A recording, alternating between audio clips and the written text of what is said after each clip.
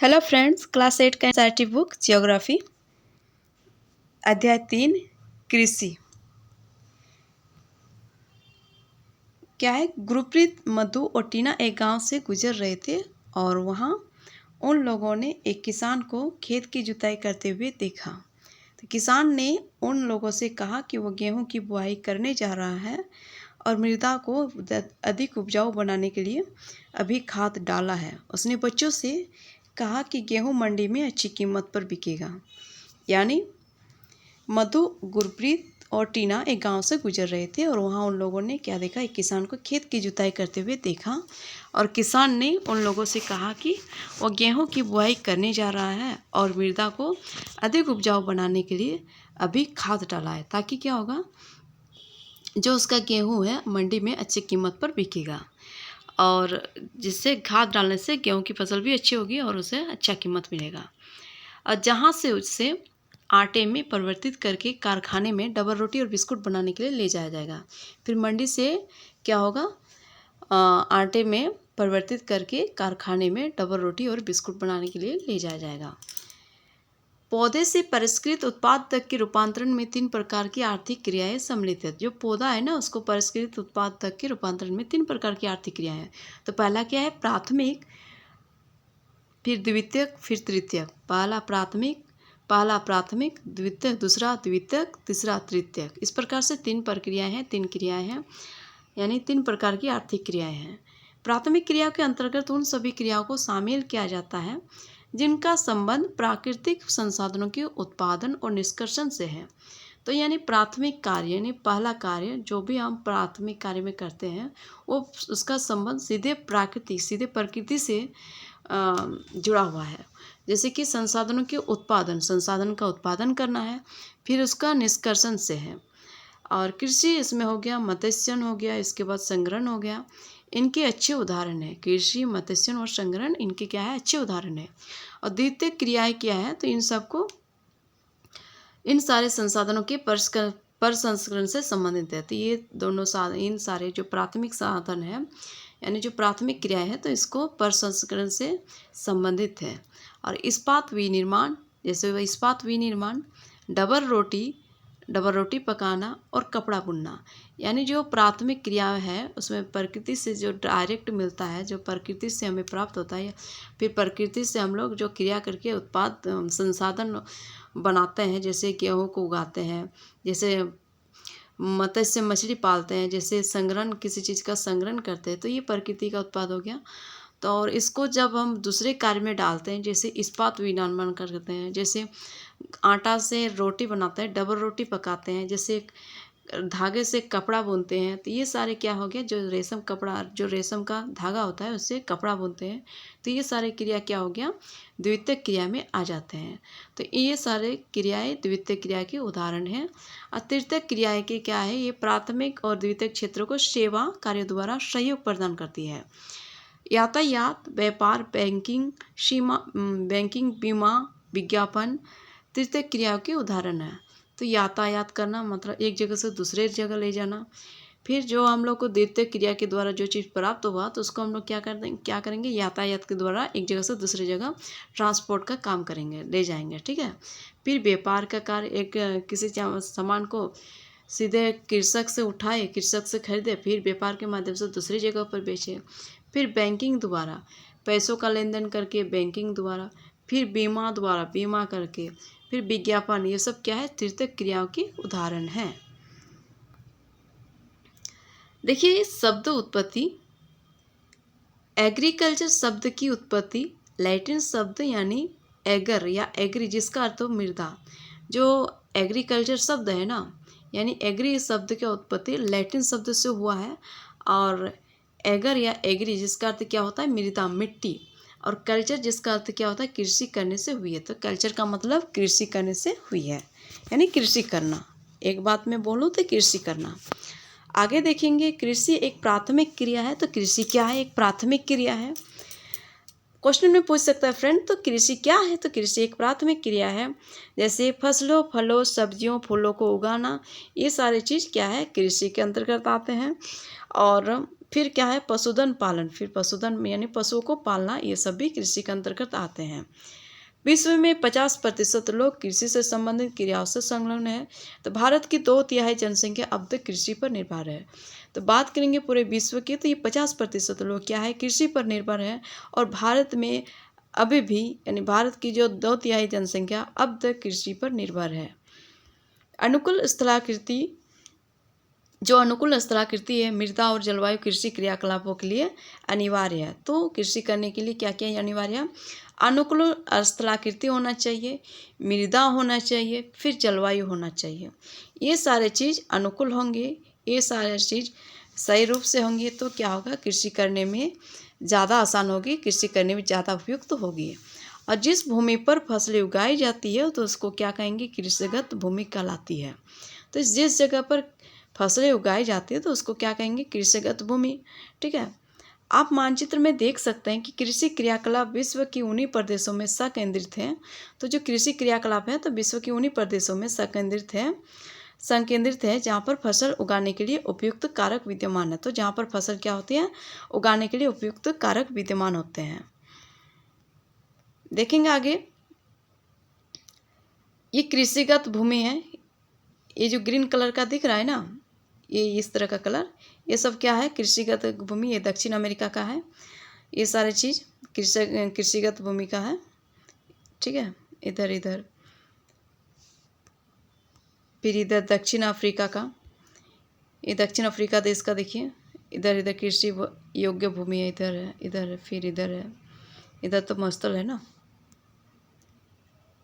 जहाँ जहाँ green colour का दिख रहा है ये सब कृषि करने योग्य भूमि है। ठीक है, ये दक्षिण अमेरिका, उत्तर अमेरिका है, ये क्या है, उत्तर अमेरिका का भाग है। और ये इधर इधर देखिए, इधर भी कृषि करने योग्य भूमि है। हमारा देश देखिए लगभग में पूरे ही कृषि करने योग्य है, खाली राजस्थान को छोड़ के। लगभग राजस्थान थोड़ा इधर, थोड़ा सा इधर, ये तो बांग्लादेश का आ रहा है ना, फिर थोड़ा सा लगभग में इधर, इस सारी जगह को छोड़ के लगभग में हमारे देश पर कृषि करने योग्य जमीन अच्छा ही है। ठीक है, यानी भारत के लोग ज़्यादातर कृषि करते हैं।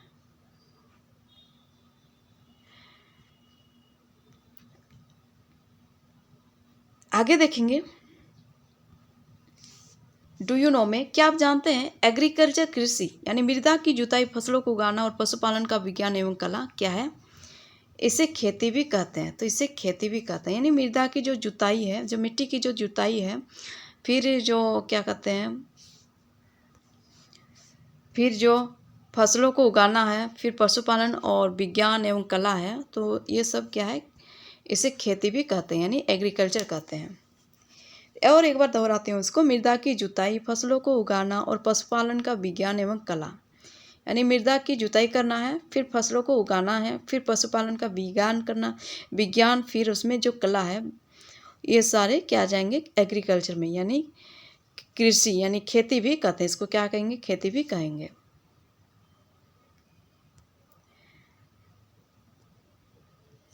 आगे देखेंगे,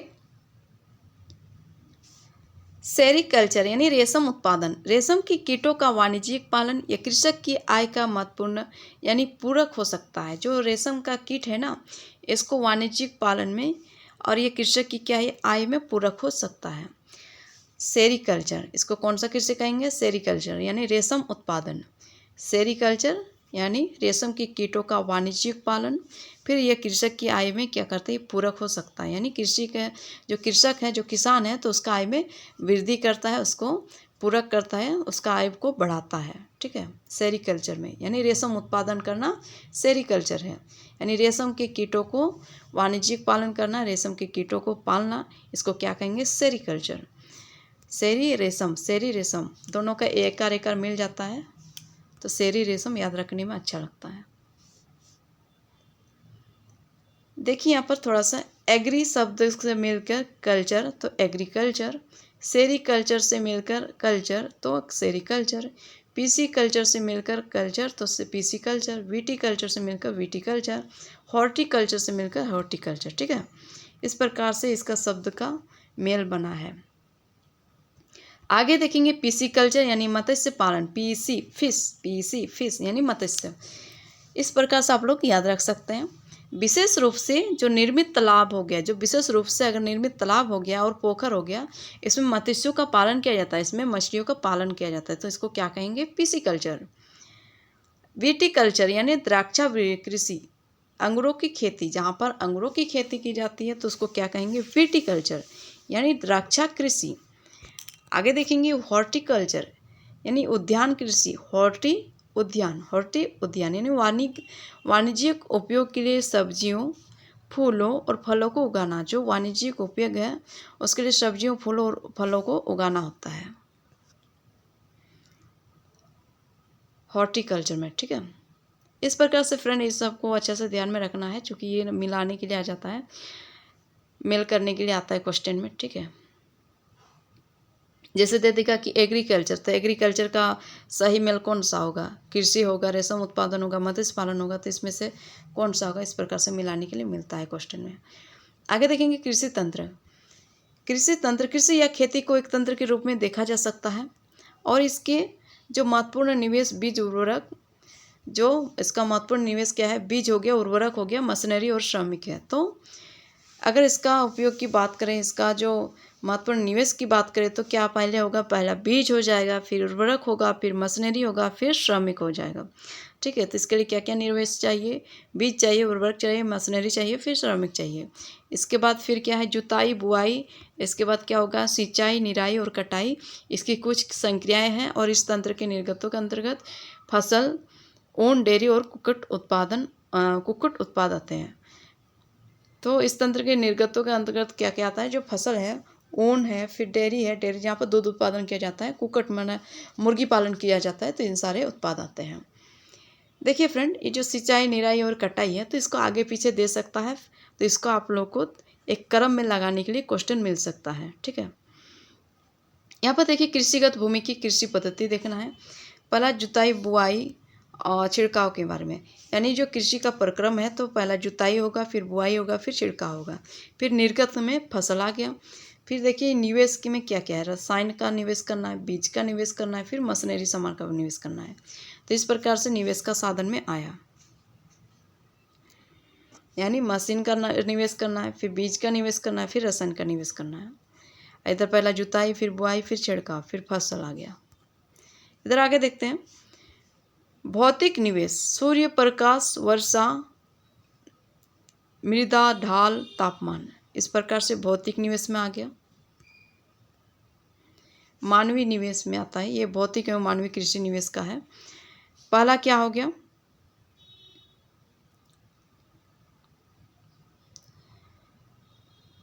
पहला क्या हो गया आपका? मशीनरी हो गया, फिर रसायन हो गया, फिर श्रम हो गया, फिर भंडारण हो गया। ये मानवीय निवेश में आ गया। अब आगे देखेंगे कृषि के प्रकार। तो कृषि के प्रकार क्या क्या है?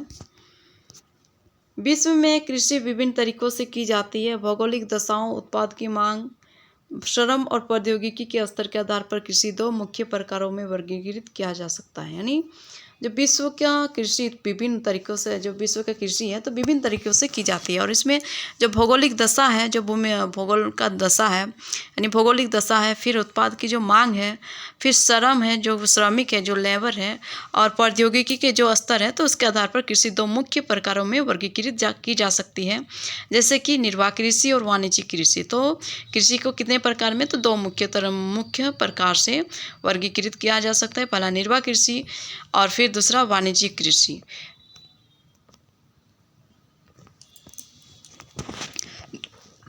अब दोनों को एक एक करके देख लेते हैं।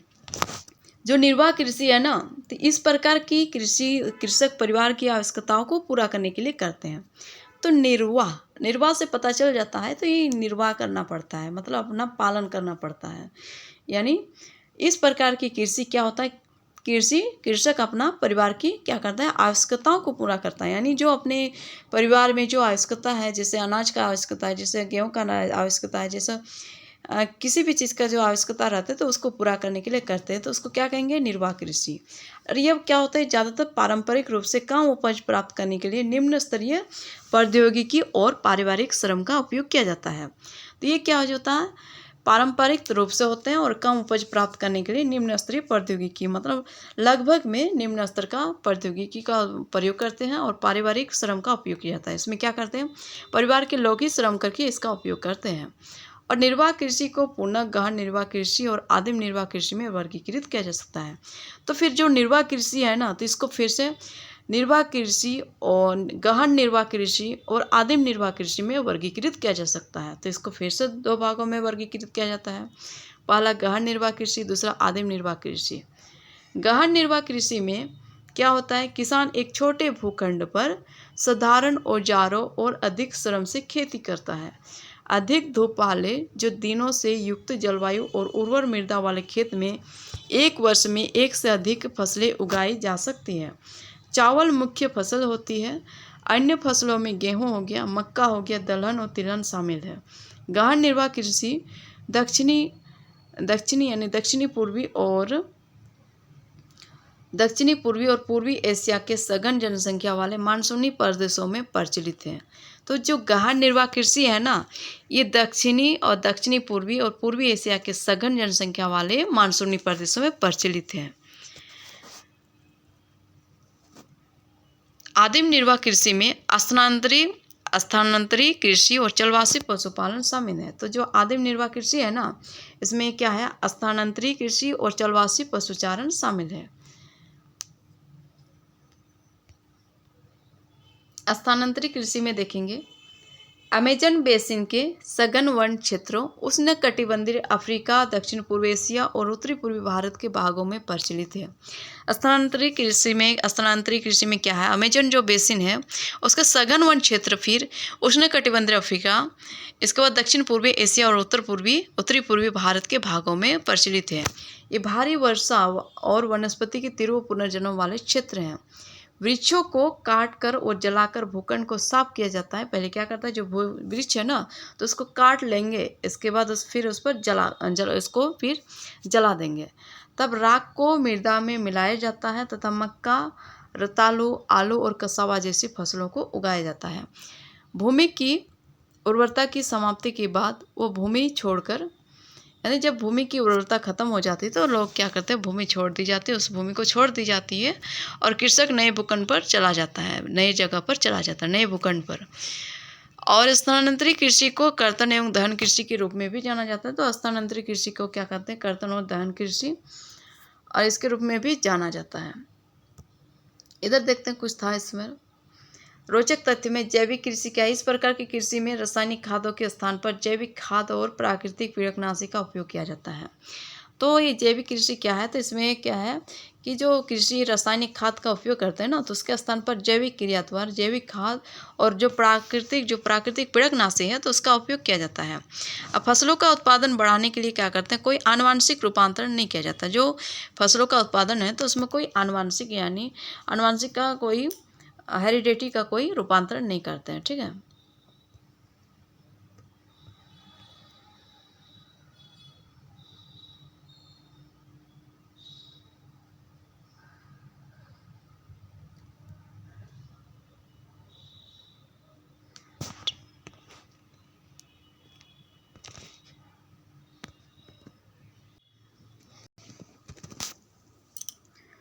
फिर हम लोग आगे देखेंगे।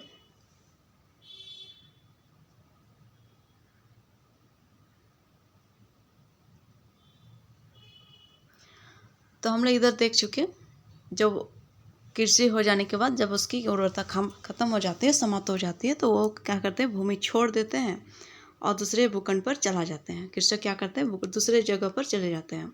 स्थानांतरित कृषि को कर्तन एवं दहन कृषि के रूप में भी जाना जाता है। तो स्थानांतरित कृषि को क्या कहते हैं, स्थानांतरित कृषि को कर्तन और दहन कृषि के रूप में भी जाना जाता है। स्थानांतरित कृषि यानी कर्तन और दहन, इसके रूप में भी जाना जाता है। आगे देखेंगे, चलवासी पशुचारण। सहारा के अर्ध शुष्क और शुष्क प्रदेशों में जो जलवासी पशुचारण है ना, सहारा के अर्ध शुष्क और शुष्क प्रदेश में, मध्य एशिया और भारत के कुछ भागों जैसे राजस्थान तथा जम्मू और कश्मीर में प्रचलित है।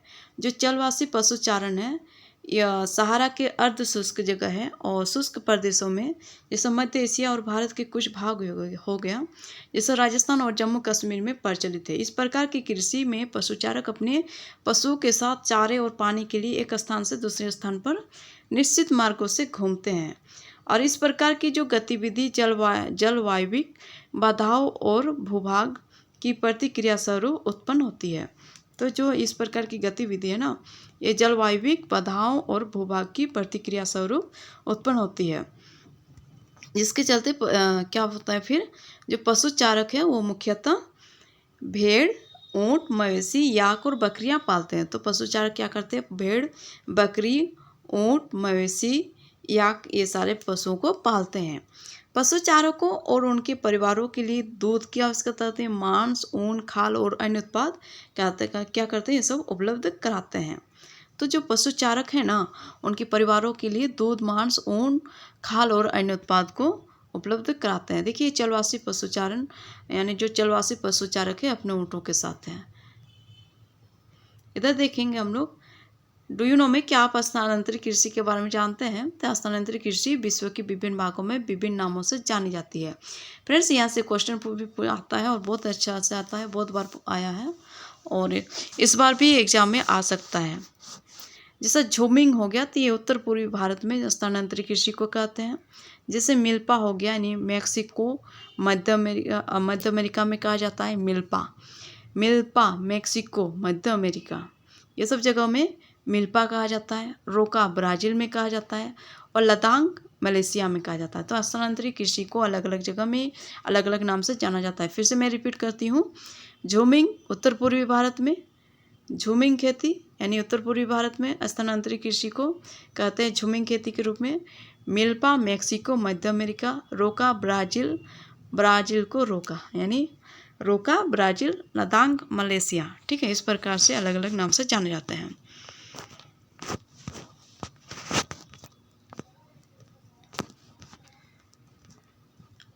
आगे देखेंगे वाणिज्यिक कृषि के बारे में।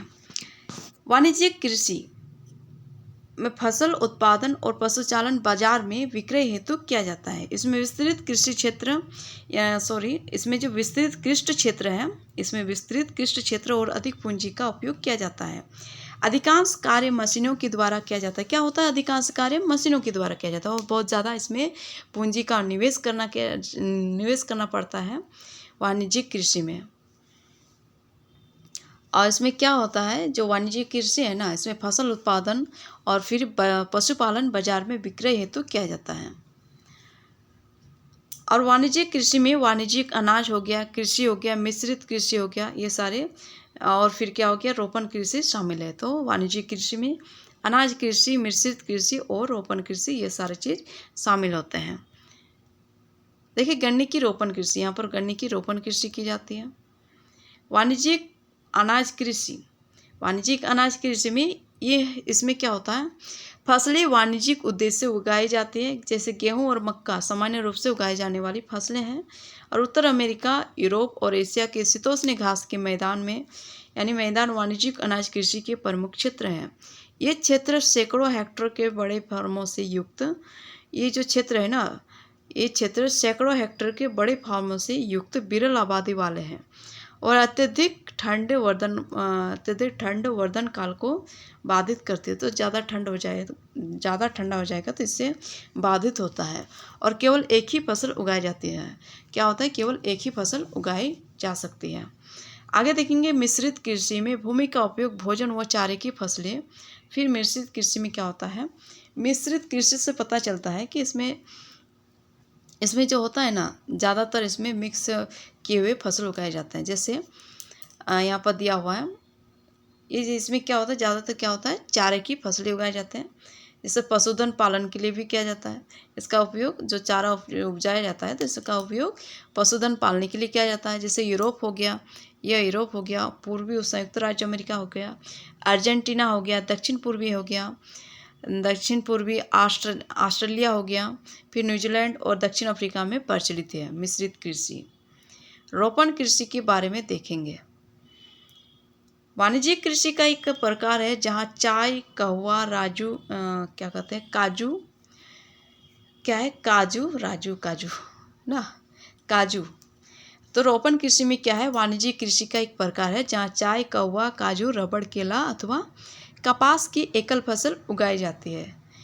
इसमें बृहद पैमाने पर श्रम और पूंजी की आवश्यकता होती है। तो बहुत ज़्यादा पैमाने पर श्रम, लेबर और पैसों की आवश्यकता होती है। और उत्पाद का प्रसंस्करण खेतों पर ही या निकट के कारखानों में किया जाता है। यानी जो उत्पाद का प्रसंस्करण करना है, उसको साफ सुथरा करना है, उसको सही से रखना है, तो उसका ज़्यादातर खेतों पर ही किया जाता है या निकट के कारखानों में किया जा सकता है।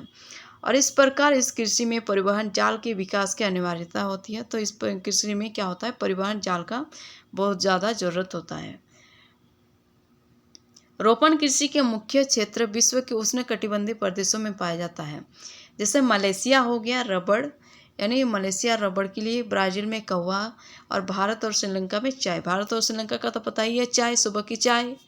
फिर ब्राज़ील में बात करेंगे तो कहवा, ब्राज़ील कहवा, और मलेशिया रबड़, मलेशिया में रबड़।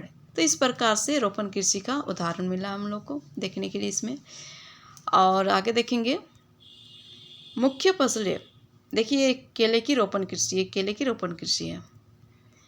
मुख्य फसलें की बात करें तो बढ़ती हुई जनसंख्या, जो बढ़ता हुआ जनसंख्या है ना, इसकी आवश्यकता को पूरा करने के लिए विविध प्रकार की फसलें उगाई जाती हैं। और फसलें कृषि आधारित उद्योगों के लिए भी कच्चे माल की आपूर्ति करती है। गेहूँ, चावल, मक्का और बाजरा मुख्य खाद्य फसलें हैं। जूट और कपास रेशेदार फसलें हैं।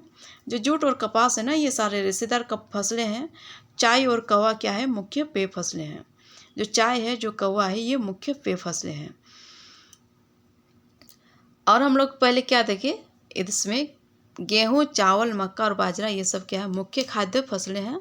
और जूट और कपास क्या है, रेशेदार फसलें हैं।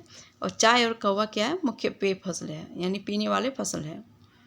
इस प्रकार से मुख्य फसलें की बात की हम लोग। इधर आगे देखते हैं चावल। देखिए चावल की कृषि कर रहे हैं किस प्रकार से।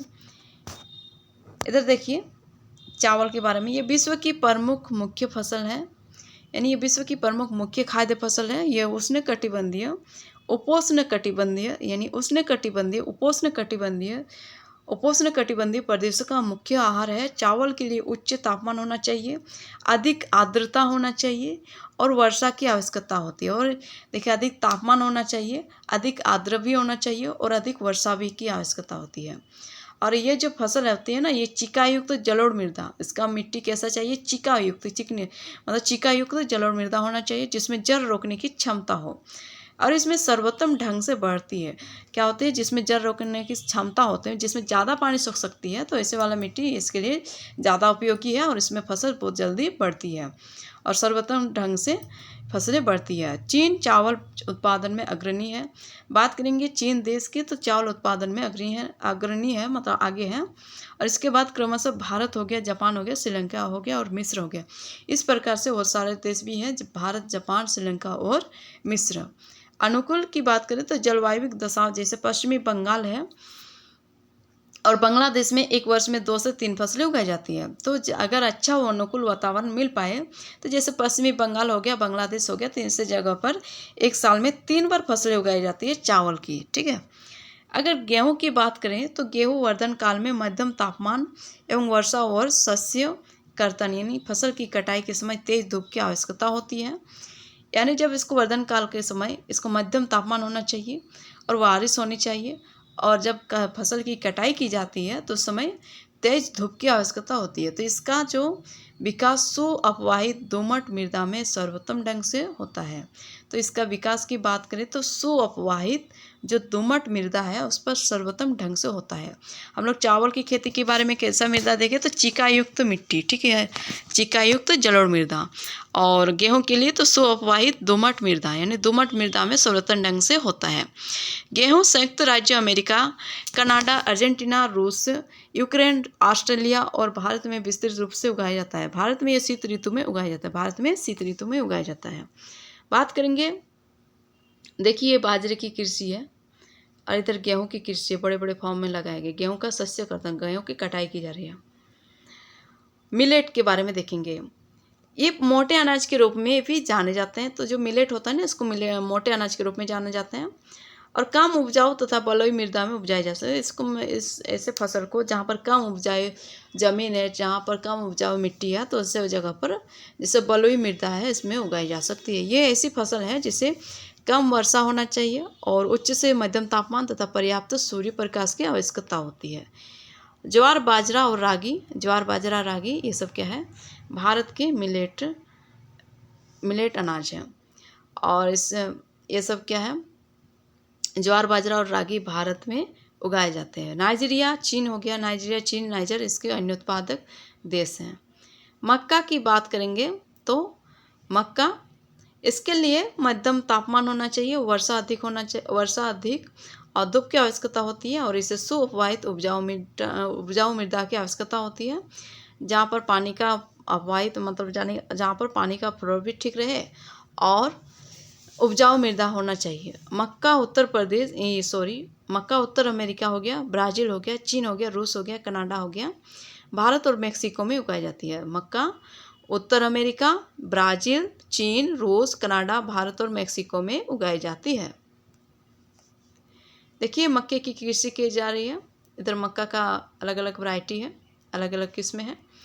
मक्का को कॉर्नो के नाम से भी जाना जाता है। विश्व में इसकी विभिन्न रंग बिरंगी प्रजातियां पाई जाती हैं। देखिए कपास की कृषि है, किस प्रकार से कपास फूट के चुका है, यानी जो इसका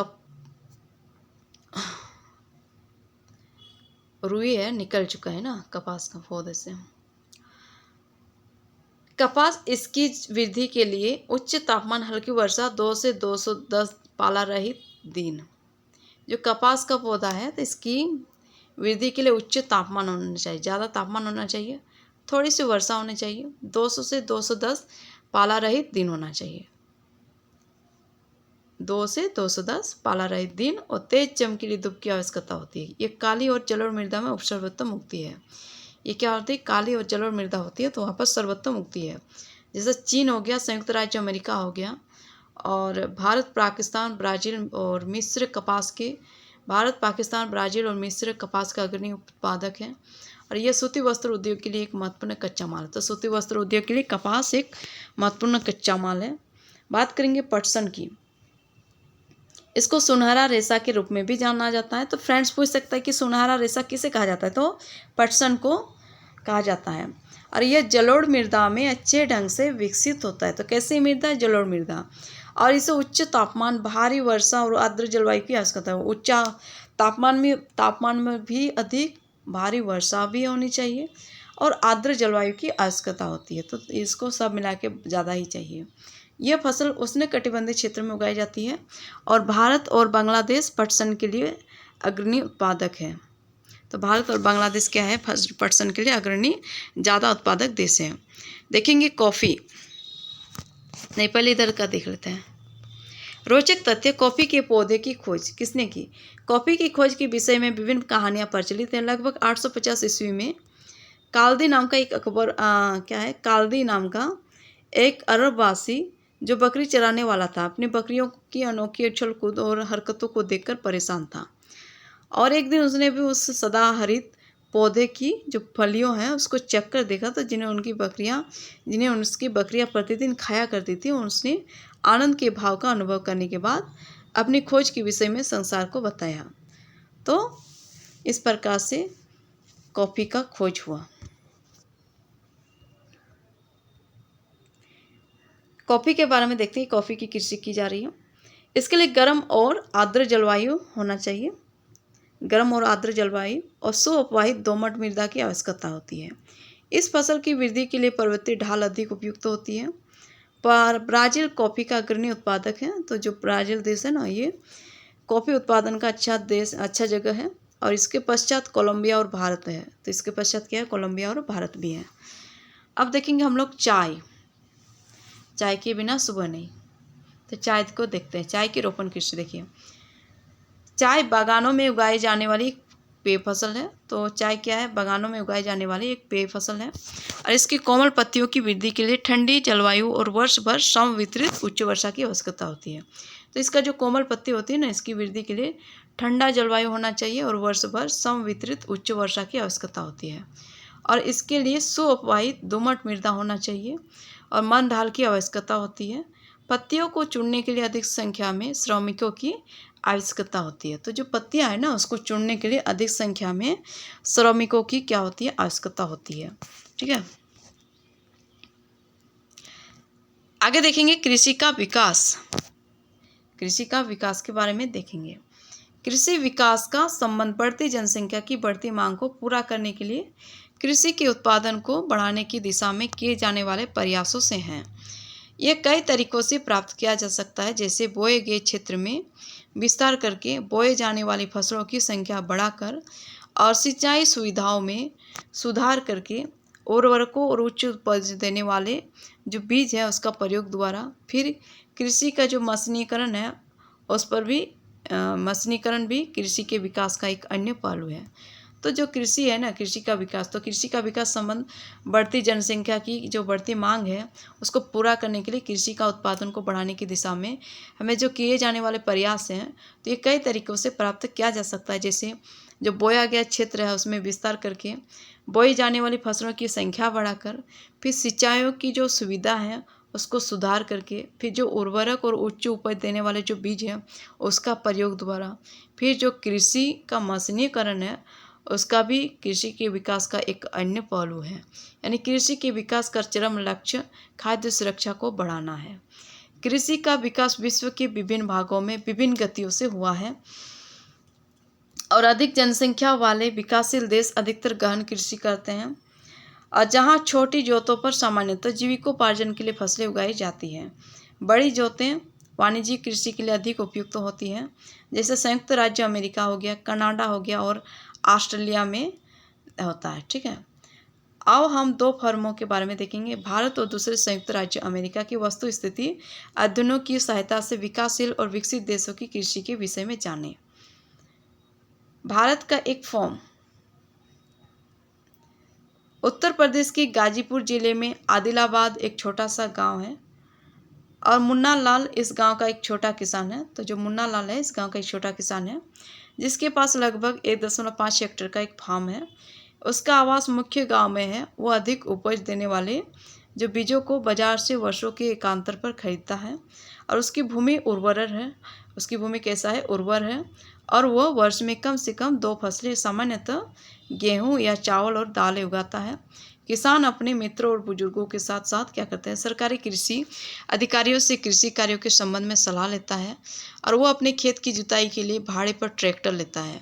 यद्यपि उसके जो कुछ मित्र हैं अभी भी बैलों से खेतों को जोतने की परंपरागत विधि का प्रयोग करते हैं और समीप के खेत में एक नलकूप है जिसे वो अपने क्या करते हैं, खेत की सिंचाई के लिए भाड़े पर लेता है। मुन्नालाल के पास 2 भैंस और कुछ मुर्गियां भी हैं। वह निकट के शहर में स्थित सहकारी भंडार में दूध बेचता है। ठीक है, वह वहाँ का एक सदस्य है। सहकारी समिति उसके जानवरों के लिए चारे के प्रकार, पशुधन के स्वास्थ्य के सुरक्षात्मक उपाय और कृत्रिम गर्भाधान के संबंध में भी सलाह देती है और कृषि के विविध कार्यों में परिवार के सभी सदस्य उसकी सहायता करते हैं। कभी कभी वह बैंक या कृषि सहकारी समिति से बीजों की उच्च उपज वाली जो किस्म है और औजार है उसको खरीदने के लिए ऋण लेता है। वो उसने उत्पाद को निकट के शहर में स्थित मंडी में बेचता है। अधिकांश किसानों के पास भंडारण सुविधाओं की कमी होती है, इसलिए वे बाजार के अनुकूल न होने पर भी अपने उत्पादों को क्या करते हैं, बेचने के लिए विवश होते हैं। और हाल के वर्षों में क्या हुआ, सरकार ने भंडारण की सुविधाओं के विकास के लिए कुछ कदम उठाए। तो इस प्रकार से हमने इन सारे लोगों के बारे में जाना। देखें, ये देखिए भारत के खेत, ये भारत का खेत है।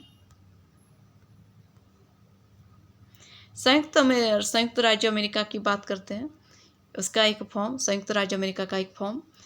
संयुक्त राज्य अमेरिका में एक फार्म का औसत आकार भारतीय फार्म की तुलना में बहुत बड़ा होता है। संयुक्त राज्य अमेरिका में एक प्रारूपिक फार्म का आकार 250 हेक्टेयर होता है और हम लोग उसमें क्या देखें, भारत के फार्म में कितने हेक्टेयर होते हैं, 1.5 हेक्टर, 1.5 हेक्टर का होता है।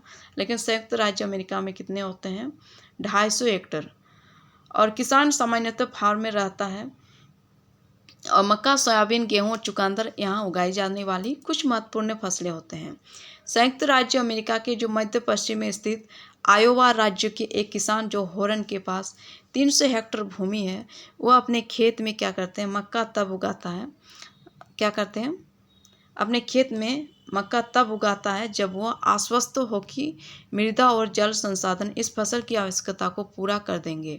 फसल को नुकसान पहुंचाने वाले जो पीड़कों पर नियंत्रण के लिए पर्याप्त उपाय किए जाते हैं, तो समय समय पर वो मृदा के नमूनों को मृदा परीक्षण प्रयोगशाला में जांच के लिए भेजता है कि उसमें पर्याप्त पोषक हैं या नहीं।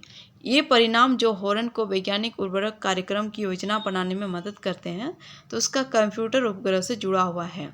तो उसका जो परियोजना कार्यक्रम है, तो उसका मदद को उसका क्या करते हैं? उसका कंप्यूटर उपग्रह से जुड़ा हुआ है, जो उसे उसके खेत की यथार्थ तस्वीर देता है, खेत के अनुसार उसको तस्वीर देता है।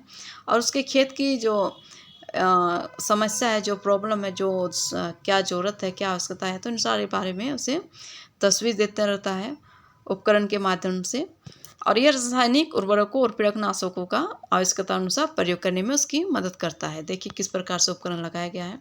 ये क्या है? ये पीड़कनाशकों का छिड़काव कर रहे हैं। और क्या है?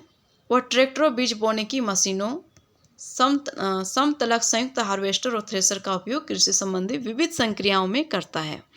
अनाज स्वचालित अन्न भंडार में संचित किए जाते हैं अथवा बाजार अभिकरणों यानी मार्केट एजेंसियों में भेजे जाते हैं। संयुक्त राज्य अमेरिका में किसान एक व्यवसाय की तरह काम करता है, न कि एक खेतिहर किसान की तरह। तो जो संयुक्त राज्य अमेरिका में है ना, तो किसान क्या करते हैं? किसान एक व्यापार का माध्यम यानी व्यवसाय के रूप में व्यवसाय की तरह काम करता है, न कि एक खेतिहर किसान की तरह, एक गरीब किसान की तरह। ये लोग कैसे काम करते हैं? एक व्यवसाय की तरह काम करते हैं।